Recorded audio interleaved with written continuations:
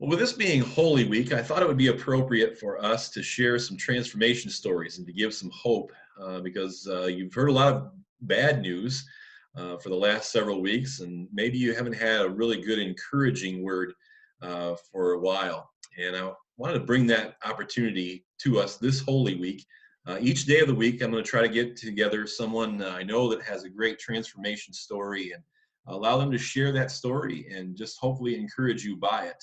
Today I've got with me Tim DePorter. He is the pastor at Lifestone Wesleyan Church in Rochester, New York.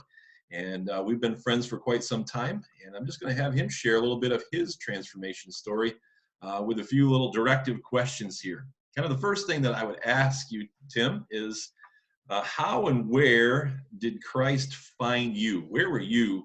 And what would be the theme of your life when Jesus intersected it the first time? Yeah, I'm a person who didn't grow up in the church yet. In middle school, started going to youth group and being a part of a church. And I'd say like that's when I accepted the Lord into my heart, right? Like wanted to avoid hell. Like, sure, if you're telling me there's these two options, I want the one that's not in fire, right? Like I want that one. And through that, I was growing, but really just felt like there was this dualistic type of life that I was seeing. Like I couldn't be honest with my struggles, because then if I was struggling, then I obviously wasn't following, or I wasn't a leader. And I was being told all these things: you're a leader, and felt a call, that the Lord wanted me to just serve him with my life at a young age. But from there, it just kind of turned into this: around these people I live this way, and around these people I live this way. And that dualistic life followed me to IWU, where I went for a year, and then I just ran, because I was like, if this is ministry, and if this is what the church is, where I can't just be authentic and real with what I'm struggling with, and received and loved and supported through it, then I don't want to be a part of this. And so it was just turned into a running for me. So if I were to be honest with you, where and how did Jesus find me? It was in the back of a police car. I just remember I was just in a perpetual state of running, and wouldn't deny the Lord with my words, but with my actions, I sure was just saying, I don't want any part of you. And I remember just being in the back of the police car and looking up at the stars, and just hearing that still small voice that says, is this enough for you? It's like, is this what you want for your life? And that was probably the day and the conversation and the meeting with the Lord that opened up a series of conversations that needed to happen.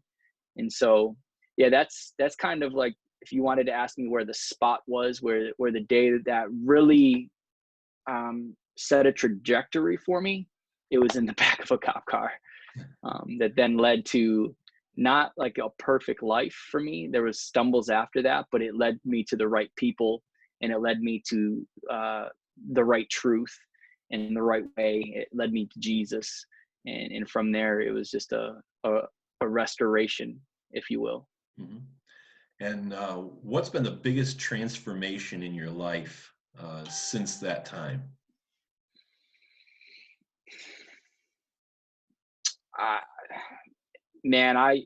For me, it's in everything. Like, it's eyes to see, ears to hear, a heart that beats like it. Like there's just certain aspects of who I am that has been changed to see what he sees, or to hear his voice, or to have concerns of what he's concerned about. And so that's just been the continuation of like the transformation process in me. But I believe at first he just gave me like this huge hunger and love for his word. Like I just wanted to be in the word with everything I was. And then he gave me a huge heart for the church, because what I was seeing in the word necessarily I wasn't seeing in the church. And so I felt like that was a huge part of what he wanted to use me. I remember from that time, like I didn't even want to pursue ministry. I just wanted to be right with Jesus. And it wasn't until like, people like you and a few others that were like, no, the call of God doesn't change. We change. And so something that I thought was completely lost and stolen from me. I realized like, no, this is still what it's about for you. This is who he's created you to be, not just a title he wanted to give you. And what would you say to that person out there right now who's just kind of doubting and they're unsure of these times, maybe living in fear, that kind of thing? Uh, what is there about the transformation in you that allows you to kind of face what's going on right now? It's just satisfying. I literally pursued and gave my life to the things that the world told me would bring me satisfaction, right? And so I was all about partying and was all about women and was all about chasing the high, and I was all about status and looking right. Like I was all about money and just trying to make as much. Like I was giving my life to all of these things, and none of them brought me lasting satisfaction. It always led to this emptiness within me that needed to then be filled with something else, and an add-on and an add-on. And there was probably a lot of fear in me of like letting go of those things, like letting go of certain relationships or letting go of certain friendships, letting go of certain passions or priorities of mine. And so like that was maybe what was holding me back for a little bit. But man, every single time that I would do that and I would like deny self, pick up the cross, carry the things of Jesus and follow him, it was just that peace that transcends all understanding, like the satisfaction of like, man, this is life-giving. And so that for me was probably like where I really saw that this isn't a religion that I just follow these rituals, but there's this filling and pouring into who I am and changing who I am, and completely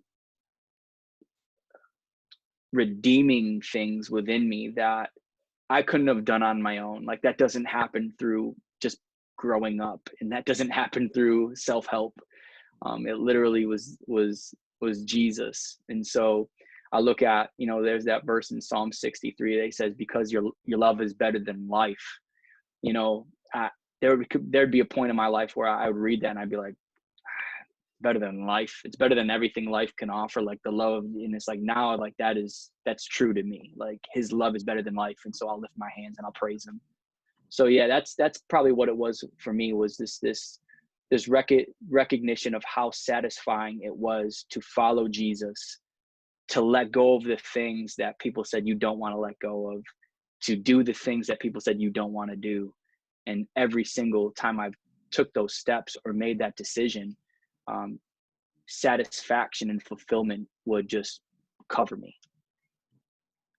Great. It's a wonderful story. It's the thing that we need to hear in times like this, and things that will be encouraging, I hope, for many out there who may be listening on this, is that there is always hope with the Lord. That's what I really like about it, is that we can find ourselves in the back of a cop car, and there's still hope, and it's still a place to move forward at. So thank you for sharing that story with us, and I'm praying that it will encourage some out there and help them to continue on in their journey, and maybe even take that new trajectory like you talked about.